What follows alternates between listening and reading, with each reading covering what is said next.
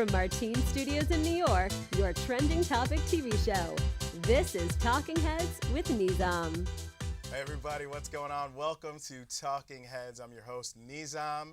I know we've been gone for a few weeks, but we're back, everybody. We're back. I have my distinguished panel today. To my left, we have Ashley Olive. Hi. We have Brett James. Hi. And Gail Goltz. So let's get it started, guys. My new segment, I love it. Let's talk about what you are watching. Ashley, start it off. What are you watching?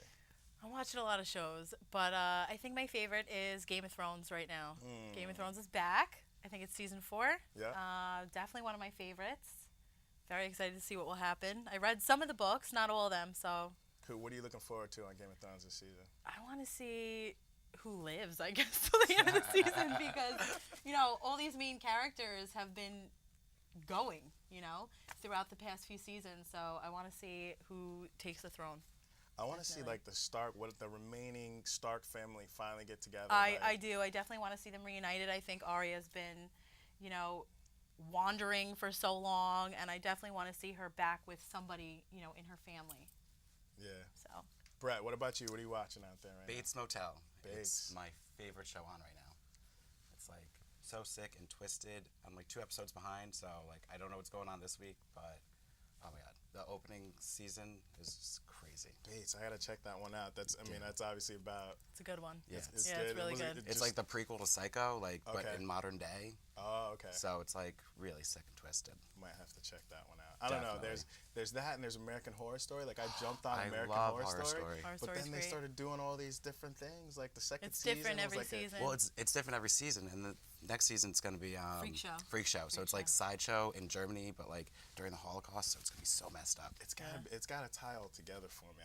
So I don't know if maybe Bates will be my new. I think you like suspense- Bates. Yeah, suspense that's a thing. good one. Gail, what about you? What are you watching? Totally different than all of you. I'm kind of a mushy TV person. I'm big into Parenthood right now. Totally nothing related to anything you guys are watching. And I'm still into Glee. I know, kind of. It's last season though, right? Yeah, that's fading it. away, but I fell off of Glee for a while, but I Yeah. always enjoyed it. I'm still into it. So. Yeah. What's gonna happen? What are you gonna watch when it goes off? I don't know. I've kind of fallen off a lot of the reality TV. Yeah. You I know, can't. American Idol and Voice aren't really. Just not doing it for me right now. Yeah, So I don't yeah, know. yeah. I gotta find something. Gotta maybe check out this Game of Thrones or. Oh, Game of Thrones is good. You Or- gotta start at the I know- beginning though. You okay. gotta start at the beginning. Right. So, all right, American Idol. That's a good segue. Let's get into it. So we have Millennials out there. That's that 20-something, 30-something group of young folks out there. They're working. They're not working. They're happy not working. They don't want to work at a job that they feel they hate. Let's talk about that a little bit. And Brett, let's start with you. How do you feel about these millennials? Are they getting a bad rap, or what's the deal? I mean, I was reading up on it, and it's like, I guess 15% of our generation is just not working at all because they'd rather not work or go to school or learn a trade. But, I mean, I feel like most of my friends are working. Most people I know are working. So I don't know who these kids are, if they're like the really, really rich kids that are like, don't have to work. Parents support them. Yeah, parents support them, or kids that just can't find work. Yeah. So I found I kind of brought this up, and I was talking about it with some of the 20-something, 30-somethings, and I mean I'm working, but and it was kind of touchy. But I know people who are 20s, late 20s, early 30s, still living with mom, still living with dad. You know, maybe they're working, maybe they're not. Studies have shown that they're coming out with all these new buzzwords now, emerging adulthood, you know, where it's extended adolescence, and you know, the 20 is now the new 18, or 30 is now the new 18, where a lot of these millennials don't consider themselves adults. They consider themselves adolescents. I've been off this week. Being a teacher, I was off on spring break this week and watching a lot of the talk shows. Can't remember her first name, but Schwarzenegger's daughter, and Maria Shriver's daughter, like 24 years old. She's written her second book for millennials about what to do after college. And the attitude that's come out to a lot of these kids is just take a break. It's okay. Don't worry about it. And so they have their parents to fall back on. I don't agree with it. I think they need to get out there and support themselves and learn from making those mistakes and think getting it those starts at jobs. home. And It starts at home. but there's parents out there that are allowing it to happen. Yeah. I think So that's she's the got these problem. That's the books problem. That's the saying, problem. you know, what to do and how to go about, you know, after college life. But she was told herself, don't worry about it. Take a break. Take a step back and pause for a little bit. I feel So- like parents need to be more forceful with their kids, you know? I mean, I'm going to be 27 this year. I worked my whole life. I did my undergrad in 4 years. I graduated when I was 22. I went back and did my master's full-time at night while I was pregnant, worked full-time during the day, and had a 5-year-old at home. You know, my parents always taught me to work hard. And if you want something, you have to do it yourself. And I think that's the problem with a lot of these kids is their parents give them too much. Yeah, they just want everything immediate- handed to them. Immediate gratification for everything. Oh, you want a song? Go on your iPhone, download it on iTunes. You have it in 30 seconds, you know? That's what a lot of these kids want. And parents are indulging it. I think it's getting worse with the younger kids even, like high schoolers. I have cousins that have never worked. You know, it's you got to teach your kid a work ethic. Right. That's why they're thinking it's okay to take a break. And it all you know? trickles down to, you know, value of money and things like that too, because that instant gratification, you're not working, mommy and daddy giving you all the money you want, you get what you want, you know, so when you earn your own money, eventually, you're not going to know how to handle it. So it's kind of this whole trickle effect into what generation are we raising? Yeah, I was reading a lot on this, and of course there's the buzzwords helicopter parenting, emerging adulthood, and I'm reading some of these stories, and some of these kids get to college and they don't know how to wash their clothes. They don't know how to manage their time and do homework, wash clothes, get a meal, you know. Well, I think that's part of it. Like, you know, in high school, your teachers hover over you. You know, you have to hand your assignment in. You have to do your homework overnight. They get to college, and there's almost too much freedom for them, you know? Oh, I don't have to go to class. I'm not going to get in trouble for not going to class. Oh, I'll skip it. I'll go next week, you know?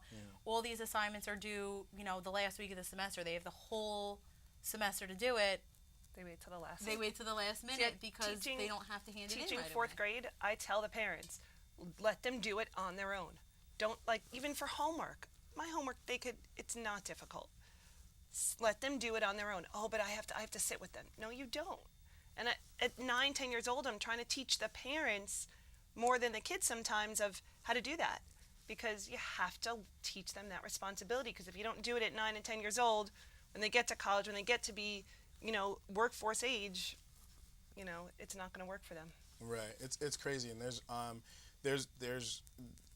the symptoms of this kind of millennials not working or this mentality has led to a lot of depression, even like suicide.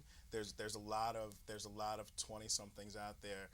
There was a study done in 2012, just 2 years ago, that reported 16% increase in mental health visits since 2000, and a significant increase in crisis response over the past 5 years. And it's just, it's crazy. But let's stop there and flip it to the other end of the spectrum. Foster kids, you know, they can stay in a foster home or foster care up until age 18, and then they age out, so to speak. So on one end of the spectrum, we have a group of kids, hopefully not growing, but we have a group of kids on one end of the spectrum who are not ready for adulthood because they've been coddled too much. On the flip side of that, we have foster kids who basically get kicked out at 18 and don't have those skills for adulthood. And here in White Plains, there's more than 300 teens that are looking for a connection with a family or a home in Westchester. Gail, why don't you talk about that a little bit? You know, our system that needs to help, you know, unfortunately, if this is the case that we have so many kids that are in this position, we need to have programs in place to prepare them. Okay, so you don't have a family now. We don't have a place to put you, so you're aging out. Here, let's prep you for the real world. Let's prep you for independence. Out there. I feel like a lot of these kids, I worked in foster care for a few years. A lot of these kids, first of all, it's harder to find a family as a teenager. Most people want younger kids. You know, it's sad, but that's the way it is. There are some programs in place that can help with housing. They help with jobs, With, like, you know, life placement, skills. life skills, money management, things like that. But I feel like a lot of these kids, they've had it tough, and by the time they hit 18, they just want to sign themselves out of care, and they want to be on their own, but they're not prepared for it. So I read something, I think it was about 2 years ago. There's a steady rise in the homeless population, and it's not older people who are out of jobs, it's kids who are aging out of foster care who have nowhere to go. So there's definitely a trend with, you know, younger kids living on the streets, and it's kids that don't have families, don't have support, you know, and they've aged out of care. What's crazy is what kind of prompted me to jump on this is I was out in Portland, and Portland, Oregon is just when it comes to the homeless situation, they have like little shanty towns. Like we were walking down the street, and I kind of turned and I thought it was like street vendors or something, and you know, just kind of just passing by, and then I looked in. And I asked my buddy, I said, hey, what's going on here? I said, are these guys homeless? And they had like a whole little town in between two buildings. And I recently was also in, where was I? I was somewhere in the United States. And I was in Philly. Was it Philly? No, I think it was still in Oregon. But I saw kids homeless. There was 3 of them. And they were having a good time, and they were happy, and they were smiling. Maybe they get more money when they're happy, but they couldn't have been older than 25 years old, and they were had their hat, and they were smiling, and they were peddling for some money, and I just feel like I feel like that I would, and young people would have more fight. Yeah. They wouldn't just give up. I mean, I don't know how tough it is out there as an 18-year-old. I know how it is at my age, but this, I would just think that young people would have more fight and would get together and I don't know, but I guess it's Depends on the individual too. You're going to get, some of those kids that are coming out of care that want to do better than what they had and prove, people wrong. My birth parents gave me up. I want to do better. I want to show them, what I can do and make something of myself, where some people are just going to be bitter and don't have those skills or don't have that drive and kind of just give up and say, well, this is where I am and I can't do anything about it. And I do have to say, though, I've seen more recently advertising in laundromats or dry cleaners saying, if you are homeless and you're going on a job interview, we'll dry clean your suit for free. Oh, yeah. wow. Which is great. I think that's such a great thing. That stuff needs to really get out more, because when I was kind of researching this, and this is probably something I'm going to go back to, when I was researching this, there was really nothing out there with solutions. It's crazy. There's a couple bills before the state legislation right now, and one of the bills actually wants to extend I was reading about that. to 21. 21, yeah. And I'm just like, that's almost like a Band-Aid on a bullet hole, Well, the article I was reading that they want to extend it to 21, it's like, so they figure once they're 18, once they age out, it costs about $3 billion a year for all these kids aging out in incarceration or welfare, Medicaid programs that they're going on or whatever happens to them. So investing that money into teaching them how to be adults, putting them on like their own, and with the ability to go back home or to a foster home if they can't survive on their own, just until 21, give them at least a kickstart, I feel, into like adulthood. I'm so on the fence. I'm so on the fence with this. I mean, if it's cost efficient, okay. But there's Covenant House is one of the largest privately funded agencies in America that provide shelter, food, GED preparation, counseling, all kinds of stuff. There's one in the city, and they're all over. They're all over the Americas, in the United States and internationally. And back to your point is that you saw something in a dry cleaner. I was online and I knew about Covenant House through something else, but when I Googled it, nothing came up. This bill came up that's in legislation. Nothing came up about small businesses. Where to go for help. Support. So I just found that crazy, and that really needs to be pushed, and put out there, because I think Covenant House is a good There place needs to to be more start. information. Yeah. More information. I mean, definitely more support, but definitely information about where to go for help. Even, which laundromats do that? What websites can you visit? Can the government, or the state that you live in maybe put up a site that says if you're looking for, money management skills, go to here. You can sign up for a class. I don't know, something like that. Yeah.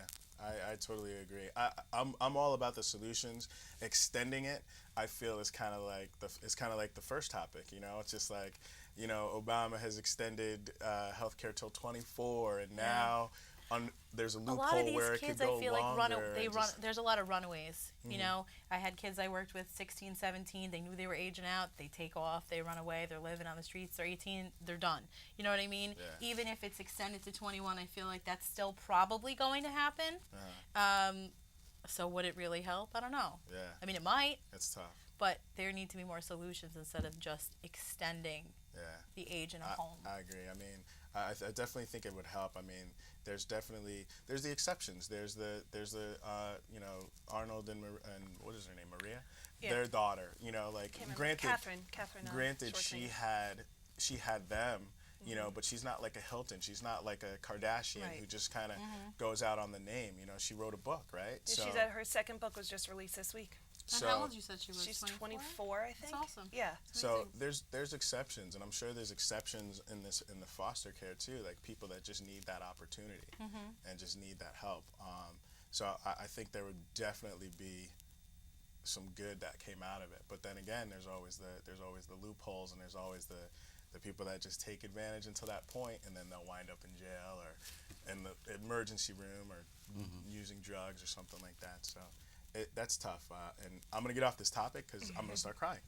All right, next up we have WuTang Clan is gonna release one copy of their next album and sell it for millions, or try to. Ashley, why don't you talk about that a little bit?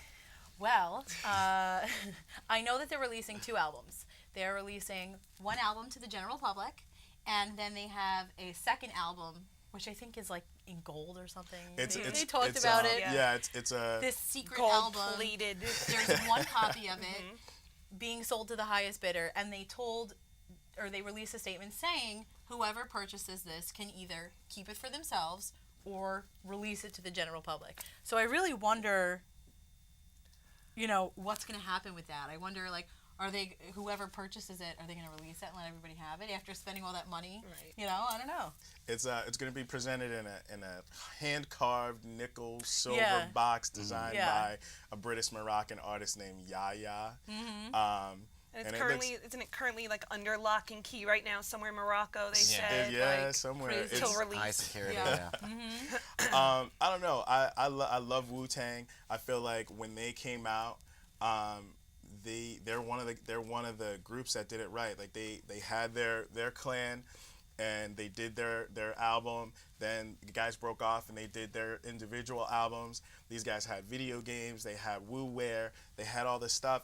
I think these guys are still ahead of their time. I feel like they're doing something unique. And maybe it'll sell for millions. Maybe it'll sell for thousands. Maybe it'll sell for hundreds. Maybe no one will buy it. Somebody will buy it. I heard people are already willing to bet like $5 million for this thing. So crazy. It's insane. I think it's a crazy. big publicity stunt. Absolutely. I think completely what it is. Beyonce did it where she didn't say anything. She was suddenly released. All of a sudden on a Tuesday there was her new album out, and it was like, all oh these my God, videos yeah. And I think it's just a big. They haven't, what was it, like 6 years since they've had their last release, something like that. So, they've been working on it for so long. Let's make this big event of it. And it's good marketing, People are talking about it. People want it and figure out, how can I get a copy of this when there's 2 copies out there, Yeah. I mean, they're probably going to go to that. If that person doesn't put it out for everybody, they're probably going to try to make their money back somehow. They'll put it up. That's what I would do. Yeah, you got to buy it from me if you want it. If I won the auction or whatever, my website would go up, DJ Nee's website or Wu-Tang website or something, and and then maybe I would sell it cheaper, but I would try to. $20 a download.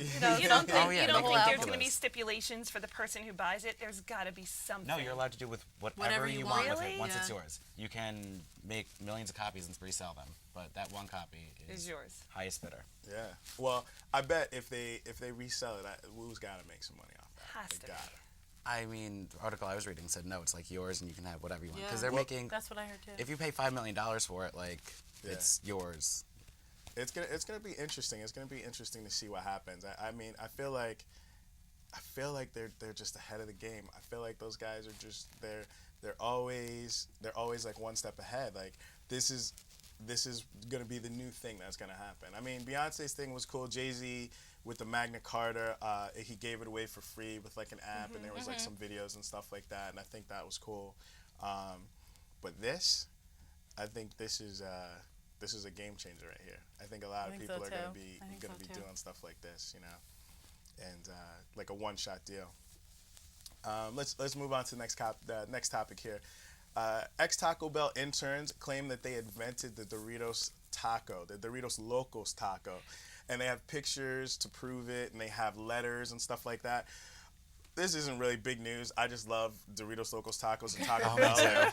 I try to stay away, but they have these commercials, man, with like Hurricane Doug Make 'em and look all this so stuff. good. They Oh make 'em look man, so oh good. man. Make 'em look But so the tricky thing on this is though that they just kind of want their claim want to credit, fame. yeah. They want credit, but Well, they're this was saying back in '97. I heard. 95, 95. 1995, they were okay. interns, and they have pictures, and they have a letter, and they were in the letter it said like I think they called it Dorito instead of Doritos, and so whoever wrote the letter at the time Yeah. like corrected them, and so they have a bunch of pictures and stuff like that, but they said that all they want is credit.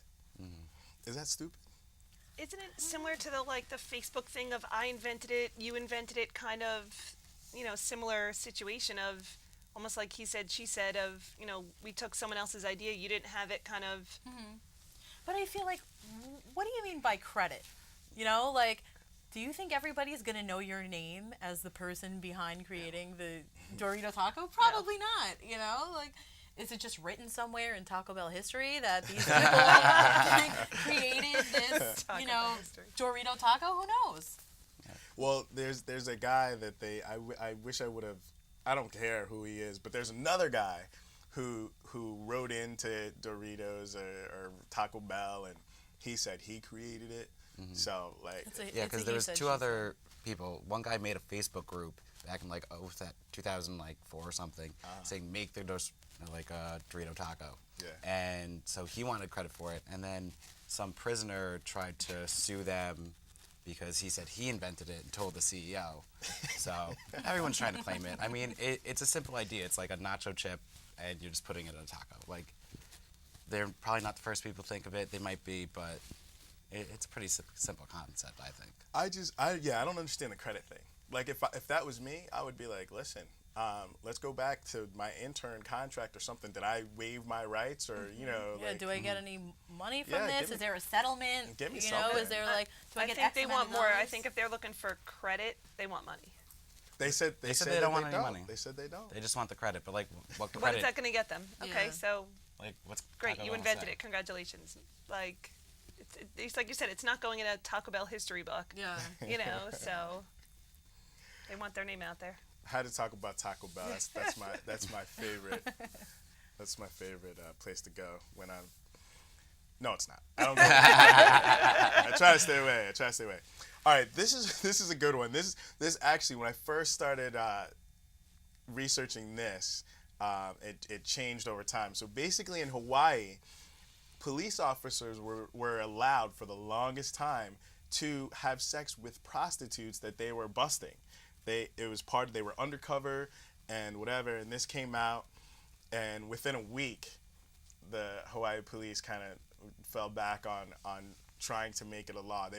They were saying that undercover officers needed to be able to have sex with these They prostitutes. need to make sure that they would go through with it, and it Right. wasn't just talk. Right. But this is just a crazy story. Back in the 70s, this law was to protect police, I guess, from prosecution in an undercover, prostitution sting or something like that.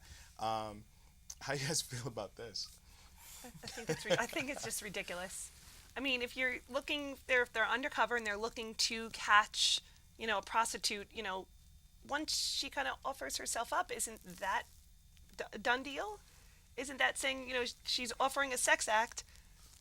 I feel like that's she's the guilty. deal in other states. I Yeah. don't know So Hawaii has why are they specific- different? very In that they have specific- to go through with the act in order to be convicted. It just seems so. It's pretty messed up. It seems so ridiculous, and the fact that there are some cops that are defending their right to do this. There was even one in, I think it was in Massachusetts, that said that there were cops using this as a bargaining tool with prostitutes once they offered themselves and they realized they were going to get busted. All right, well, let's do this on the side, and I'll let you go. Supposedly, in Hawaii, there was strict guidelines and rules to, What they could and couldn't do. prevent that from happening. I think it's kind of ridiculous. All right, I had to end with a funny one. All right, so to end the show, we have another cool segment. It's called Do You Care? And basically, this is a little rapid fire thing where I ask if you guys care. It's a yes/no answer. If you feel like you have to explain, you can. If not, we'll move on. So let's start. Ashley, WuTang, do you care? Not really. No? No. Brett? Nope. Gail? No. No on the WuTang. I'm hurt. I mean, I'm excited, but I'm excited to see what's going to happen. I love WuTang. Anyway, all right. Taco Bell, do you care? no. Brett? No. Gail? No. You don't care about, you guys don't care about the things I love. Let's just end it there. All right. How about Rob Ford? Mayor Rob Ford. I try to stay away from politics. Yeah? Yeah. Okay, Brett? Yeah, I don't care. You don't care? I don't care. It provides a lot of amusement. I know, watching Jimmy Fallon, he loves making fun of him and has a lot of segments on him, but do I care about him? No. At this point, he should be gone. All right. I agree. Rob Ford, he's a crazy dude. I'd like to meet him, but that's about all we have for today, everybody. I want to thank my guests here, Ashley, Brett, and Gail, for coming out and hanging with me today. We're going to head out. And one more shout out. We have Mickey Rooney, a comedian back in the day. He's recently passed away, and we just want to give him a little shout out. Hopefully he's up there making everybody laugh. St. Peter and whoever else is up there with him. We're going to head out. Thanks so much for watching. You can check us Friday nights at 8 p.m. on Verizon 45 and Cablevision 76. And you can go online to wpcommunitymedia.org and slide down to Talking Heads and check out the episodes. We'll see you real soon.